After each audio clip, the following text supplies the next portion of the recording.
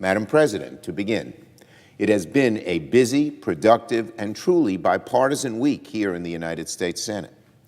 After days of fruitful cooperation from both sides, the Senate is now a few moments away from approving one of the most significant changes to employment law in years, eliminating for good the awful practice of forcing victims of sexual harassment and assault into arbitration. An hour from now, we'll be able to say this. The House has acted, the Senate has acted, and we are sending bipartisan forced arbitration reform to the President's desk. It's a momentous reform bill, and one that is painfully overdue. For decades, arbitration clauses have been routinely tucked into the fine print of employment contracts. Today, they impact about 60 million Americans, and many people may not even realize such clauses affect them until it is too late. All of us have heard the searing testimonies of those who have faced harassment or abuse at work, only to discover their jobs offered precious little in accountability. Countless leaders, countless careers have been derailed or undone.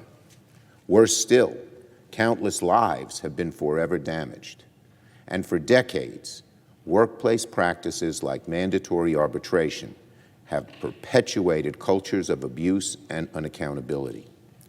We can't ignore a basic reality of these clauses. They deprive victims of sexual harassment and assault of their basic rights by mandating they seek remedy only behind closed doors of private arbitration with no other alternative. This is wrong, it is unfair, and it's about time it changed. And that's exactly what we'll accomplish through this bipartisan legislation. It will not only ensure that those who have suffered sexual harassment or assault have the option to go to court if they choose. It will also be retroactive.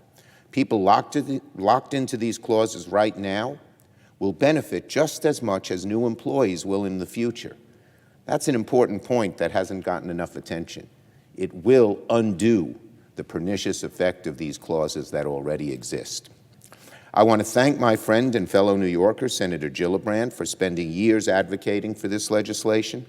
This accomplishment wouldn't be possible without her leadership and her commitment to working with the other side. Likewise, I want to thank Senator Graham and Senator Ernst for reaching across the aisle and working with us to get this bill done. Yesterday, Senators Graham and Ernst met in my office and we came to an agreement to move this forward, and we very much appreciate that. It was truly a collaborative effort by the Senate. And thanks to everyone's work, forced arbitration for sexual assault and harassment will soon be a thing of the past. As I said in my very first speech as Majority Leader, Democrats will always be open to working with members of the other side of the aisle when the opportunity arises. The differences between the parties are real and cannot be ignored, but we can neither ignore the genuine chances for progress when both parties agree to move forward on certain topics. Last year, it was precisely this majority's commitment to bipartisan cooperation that cleared the path for historic hate crimes legislation. Together, we also passed a historic jobs and supply chain bill, which we hope is enacted soon.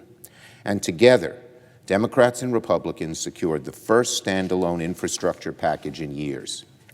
This week has been a continuation of that commitment to working with the other side when possible. The legislation on forced arbitration is a prime example,